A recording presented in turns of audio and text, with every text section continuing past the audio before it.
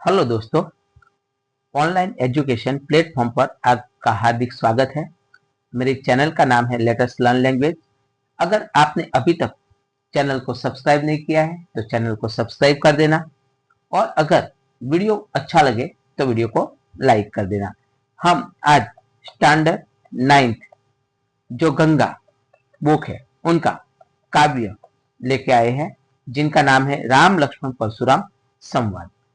तो दोस्तों ध्यान से सुनना, बहुत उनके जो वर्ड्स है थोड़े हार्ड है, इसलिए आपको क्या है कि उनके बारे में ध्यान होना चाहिए। दोस्तों आपको मालूम होगा कि परशुराम का जब नाम हमारे सामने आता है तब उन्होंने हमारे मन में एक क्रोध और भय का चिन्ह मालूम होता है। रीजन यही है कि जब क्षत्रिय लोग इस पृथ्वी पर अत्याचार कर रहे थे तब 21 बार उन्होंने क्षत्रिय विहीन इस पृथ्वी को किया था। इसलिए जब भी परशुराम का नाम आता है तो हमें क्या है, एक क्रोध और भय का माहौल देखने के लिए मिलता है।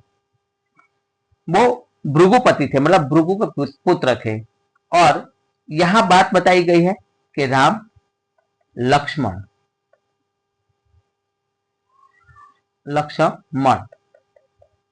जब राम और लक्ष्मण, जब जनक राजा, जनक यानी सीता के पिताजी, जनक राजा ने क्या किया था, सीता की शादी करने के लिए एक प्रस्ताव रखा था कि अगर जो शिव धनुष्य, जो भगवान शिव का जो धनुष्य था वो तोड़ेगा, उनको सीता क्या करेगी, अपना स्वयंवर में पति मानेगी। यही एक कठिन परिस्थिति रखी थी। और वो धनुष्य किसका था, तो शिव का था। और शिव ने किसको दिया था, परशुराम को दिया था। अब धनुष्य श्री राम तोड़ते हैं और उसी समय परशुराम का आगमन होता है और परशुराम गुस्से में आ जाते हैं। और जो गुस्से में आए हैं और उन्होंने यहाँ बात बताई है, उनका वर्णन बताया गया है कि देखत भृगुपति बेशु कराला, कराला मतलब होता है गुस्सा, विकराल रूप, उठे सकल भय बिकल बिकल बुआला, बुआला मतलब राजा, कि परशुराम जी के अत्यंत भयानक और उग्र रूप को देखते ही सभा में जितने उपस्थित राजा थे वो सारे राजा भय से एकदम व्याकुल हो उठे।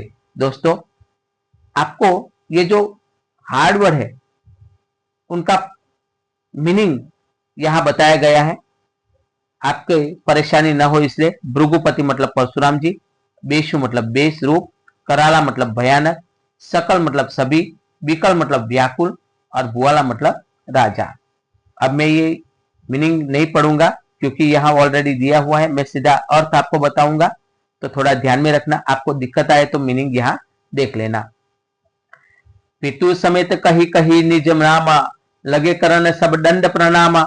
यानी वे सभी राजा अपने अपने पिताओं का नाम लेके, जैसे मतलब मैं मेरी बात बताऊं तो मैं बोलूंगा कि मान लो कि अब राम है, राम ने नहीं बोला लेकिन एक एग्जांपल दे रहा हूं मैं, राम है, राम बोलेंगे कि मैं दशरथ नंदन राम भृगु के पुत्र परशुराम जी के चरणों में मैं दंडवत प्रणाम करता हूं। इस तरह से क्या है, साष्टांग, साष्टांग मतलब डंडे की तरह सो के प्रणाम करने लगे सारे जो राजा थे।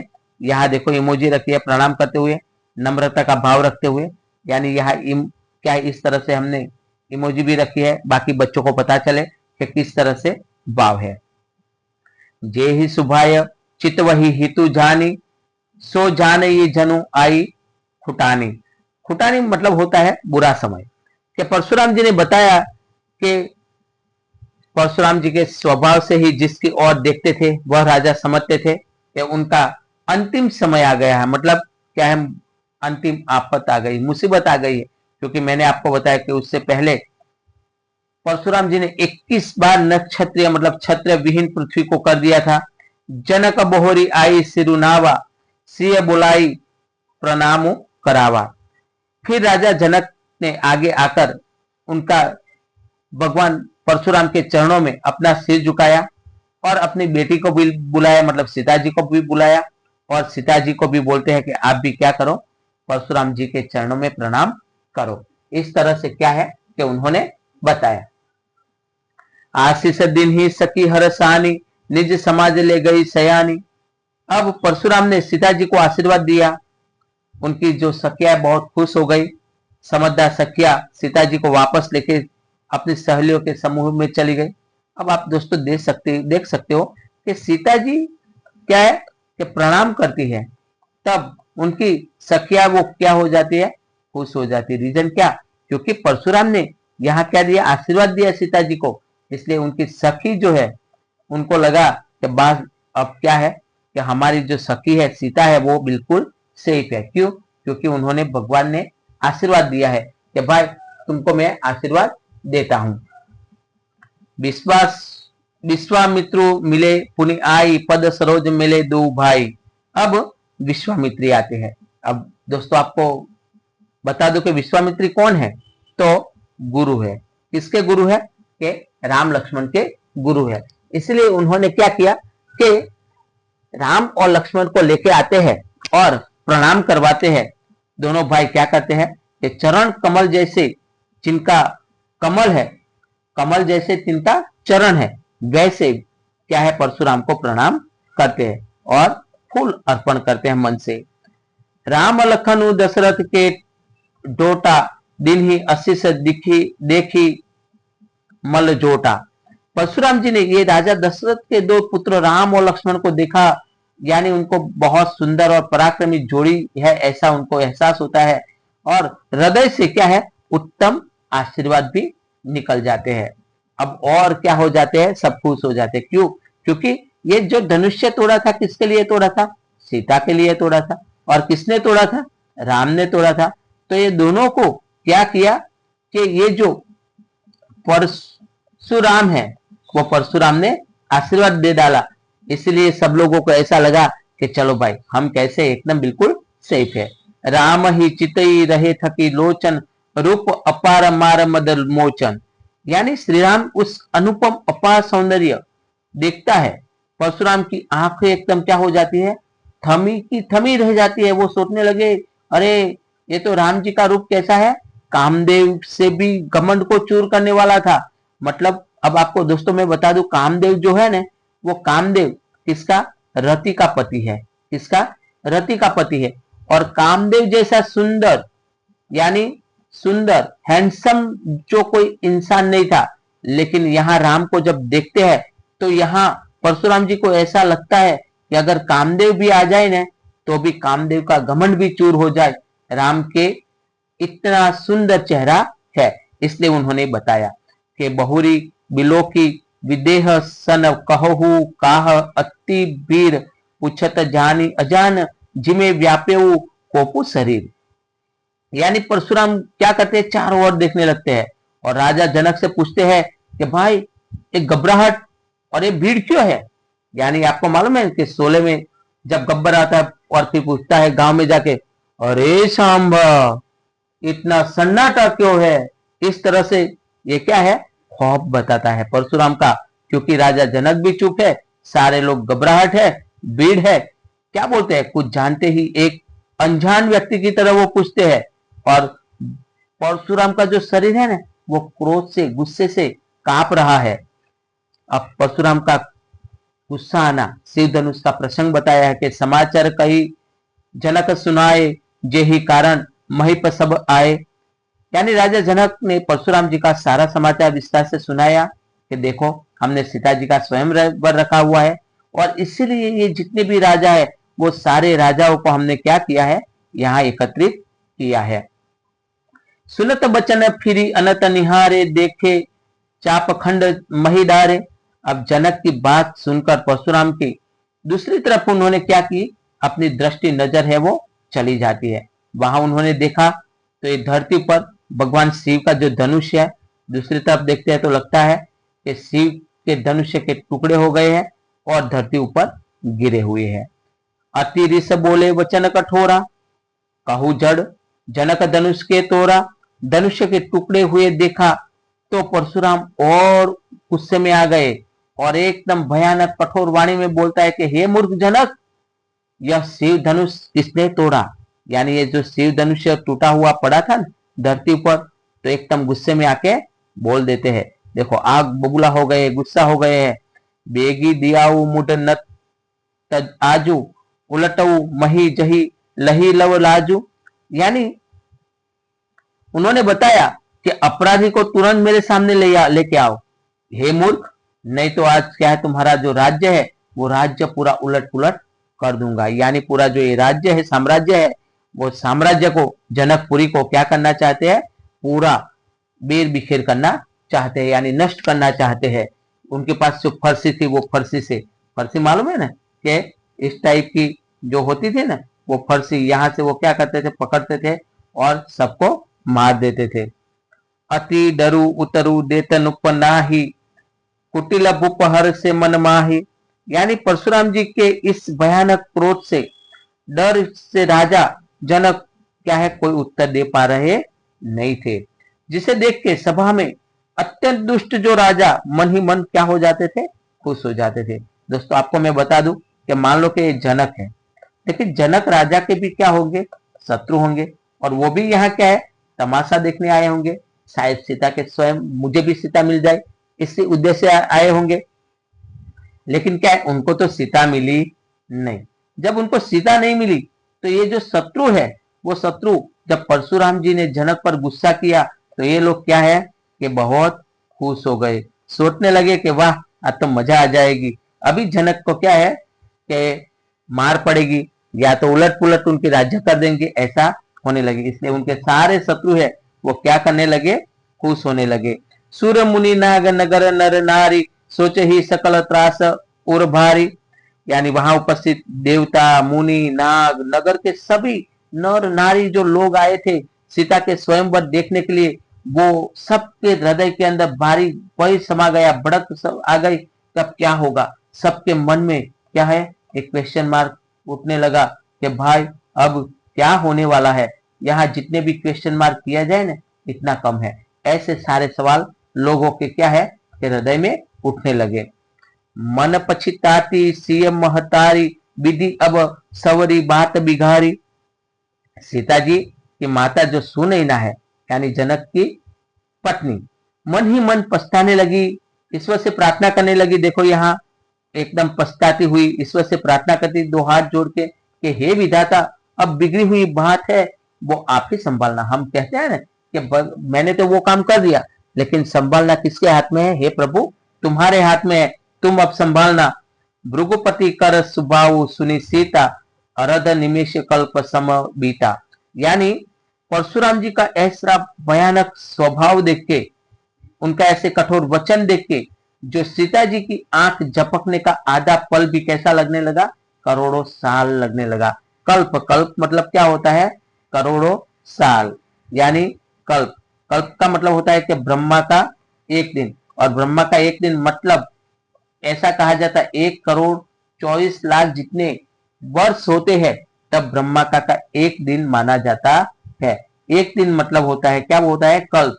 इसलिए बताया कि जो नैना है यानी आंख है, वो आंख पलकने में भी जितना समय लगता है ना, उनका आधा समय उनको लगा, और क्या किया कि वो एक कल्प के बराबर उनको लगता है समय। सबई बिलो के लोग सब, जानी जानकी बीरू, हृदय न हरसु बिसाटू, कछु बोले श्री रघुबीर। अब जब श्री राम ने देखा कि पूरी सभा जो है वो क्या है, डर से कांप रही है, हिल रही है, सीता जी भी क्या है, भयभीत है, तब राम जो है, वो राम के मन में तो कोई न घमंड है, न कोई हर्ष है, और कोई न विषाद यानी दुख भी है। अत्यंत शांत मर्यादा पुरुषोत्तम राम को क्या कहा जाता है, मर्यादा पुरुषोत्तम। क्यों, क्योंकि कभी भी वो मर्यादा का उल्लंघन नहीं करते थे। इसलिए सारे लोग कांप रहे हैं, भयभीत हो रहे हैं। तब न तो उनके मन में घमंड है, न तो हर्ष है, न तो कोई विषाद है, दुख है। और मर्यादा पुरुषोत्तम राम सबसे आगे आके बोलते हैं कि नाथ शंभुधनु पंज निहारा, कोई एक दास तुम्हारा। यानी परशुराम को जवाब देते हैं बहुत विनम्रता के साथ, कहते हैं कि हे नाथ, हे परशुराम जी, आपका शिव धनुष से तोड़ने वाला कोई क्या होगा, आपका दास होगा। यानी दास मीन्स क्या होता है, सेवक। अब जब सेवक बोला तो और क्या है, परशुराम जी को गुस्सा आ गया। क्यों? क्योंकि आगे यहाँ बताया, देखो, आयसु कह कहिय किन मोहि, सुनी रिझाई बोले मुनि को ही। यानी मेरे लिए क्या आज्ञा है, आप मुझे क्यों नहीं कहते। यह शांत वचन सुनकर क्रोधी स्वभाव वाला परशुराम क्या हो गया, और गुस्से में आ गया। क्यों? राम ने बताया कि आप सब उनको क्यों पूछ रहे हो, मुझे पूछो, मैं क्या है आपके प्रश्न का जवाब दूंगा। तो क्या है, गुस्सा होके परशुराम गुस्सा होके बोलते हैं कि सेवक हो, सो जो करे सेवक आई, हरि करनी करी करई लड़ाई। अरे जो सेवक होता है ना, वो तो क्या करता है, सेवक करता है। क्या करता है, सेवक सेवा का कार्य करता है। लेकिन यहाँ क्या, अरे अरे मीन्स दुश्मन, शत्रुता का काम किया है। क्यों? क्योंकि जिससे क्या है कि सेवा का अपेक्षा नहीं रखी जाती है, उनके लिए क्या है, युद्ध की अपेक्षा रखी जाती है। क्यों? क्योंकि सेवक ने वही काम किया कि धनुष्य को तोड़ा है। अब धनुष्य जो था वो शंकर भगवान का था, और वो तो मेरा दुश्मन हुआ। सेवक सेवा कर सकता है, अब ये तो दुश्मन है, उससे मुझे क्या करनी पड़ेगी, लड़ाई करनी पड़ेगी। सुनहु राम जही शिव धनु तोरा, सहस बाहु समसो रिपु मोरा। यानी हे राम सुनो, जिसने भगवान शिव का धनुष्य तोड़ा है ना, वो मेरा सहस्त्र बाहु के समान, मतलब बहुत बड़ा मेरा दुश्मन है, मेरा विरोधी है, परम शत्रु है। और छोटा मोटा नहीं, सबसे पहला, मतलब कि मेरी लड़ाई होगी तो पहले इसी शत्रु को मैं नष्ट करूंगा। कहने का मतलब यही है। सो बिल गाऊ बिहाई समाज समाजा, नत मारे मोहि सब राजा। यानी वह व्यक्ति इस राजा के सभा समाज को छोड़कर सबसे अलग हो जाए, खड़ा हो जाए, नहीं तो जितने भी उपस्थित यहाँ राजा है वो सबको क्या करना पड़ेगा कि मार खानी पड़ेगी, अथवा मेरे हाथों से मारा जाएगा। इस तरह से उन्होंने क्या है, परशुराम जी ने चैलेंज दे दी है। सुनी मुनि वचन लखन मुस्काते, बोले परसु दर ही अपमाने। अब क्या है कि जब ऐसा बोला कि भाई सब मेरे हाथों से मारा जाओगे, किसने बोला, परशुराम ने बोला। जब परशुराम ने ऐसा बोला तो हंसते हंसते कौन आ जाते हैं, लखन आ जाते हैं। और लखन ने क्या बोला, मुनि के अहंकार क्रोध के बड़े वचन सुनकर लक्ष्मण जी हंसते हंसते बोलते हैं, व्यंग में बोलते हैं, क्या आपको मालूम है ना कि मान लो कि सामने वाला व्यक्ति बहुत क्या है, गुस्से में है, और अगर हम क्या करते हैं, उनके सामने हंसते हैं, तो क्या लगता है उनको, और बहुत गुस्सा आ जाता है। तो क्या बोलते हैं, बहु दनही तोरी लड़िकाई, कबहू न असी रिस कोई नहीं गुसाई। हे स्वामी जी, बचपन में तो हमने ऐसे बहुत सारे छोटी धनुषा तोड़ दी है, कभी भी हमने कभी गुस्सा नहीं किया है। क्या है कि धनुष्य तोड़ने पर इतना गुस्सा क्यों, यही धनु ममता के ही हेतु, सुनी रिसाई कहो भृगु कुल केतु। यानी फिर इस धनुष्य में आपकी इतनी ममता क्यों है, इतना आपका प्रेम क्यों है। लक्ष्मण ने इस व्यंग सुनकर भृगुवंशी यानी परशुराम जी ध्वज रूप में परशुराम की अधिक भड़क उठे, बोले, देखो गुस्सा आग बबूला हो गए कि रे रे नुक बालक, काल बस बोलत तेहु न संभार, धनु ही सम त्रिपुरारी, धनु विदित सकल संसार। बोलते हैं कि अरे वो राजपुत्र, तू क्या है, काल के मृत्यु के बस होके ये सब बोल रहा है। जिस धनुष्य शिव धनुष्य को पूरा संसार जानता है, तो इस धनुष्य की तुलना बच्चों के साधारण धनुष्य से कर रहा है। उन्होंने बताया कि बच्चे तो छोटे धनुष्य तोड़ते हैं, और ये तो महान भगवान शिव का धनुष्य है, और तू ऐसा तोड़ता है, इसलिए क्या करते हैं, उनको गुस्सा कर देते हैं। तो देखो दोस्तों, यहाँ ये सवाल दिए हैं कि उनका क्या है, व्याख्या के साथ सवाल दिए हैं, आंसर दिए कि पितु समेत कही कही निज नाम लगे करण सब दंड प्रणाम। यह पंक्ति उपस्थित लोगों की किस मनस्थिति दर्शाती है, तो भय और शिष्टाचार। यानी परशुराम जी अत्यंत क्रोधित रूप देख के राजा सब डर गए थे, तब शिष्टाचार और भय, अपने और पिता का नाम लेकर सब लोग क्या है, साष्टांग दंडवत प्रणाम करते हैं, तब मुनि का क्रोध शांत करने के लिए बताया गया है। उसमें बताया, जन बेहरी आए सुनावा, से बोलिए प्रभु प्रणाम करावा, यानी शिष्टाचार की भावना बता गई है। अतिरिस बोले वचन कठोरा, मतलब शिव धनुष्य का खंडित होना बताया गया। राम का कथन होई के उदासा तुम्हारा, मतलब यहाँ किसकी विशेषता, विनम्रता और मर्यादा की विशेषता बताई गई है। सुनी मुनि वचन लखन मुस्काए, बोले परम सुदहि अवमाने। यहाँ किसकी बात बताई कि परशुराम को चुनौती देना चाहते हैं, वो बात बताई है। तो दोस्तों मैं उम्मीद करता हूं कि वीडियो आपको पसंद आया होगा, तो अपने दोस्तों के साथ शेयर कर देना, लाइक भी कर देना, तो और हाइप भी कर देना। ये नया ऑप्शन है, अगर हाइप करोगे तो अपने दोस्तों के पास जल्दी पहुंच जाएगा। तो उम्मीद करता हूं ये वीडियो आपको अच्छी आई होगी। मिलते हैं नेक्स्ट वीडियो में, तब तक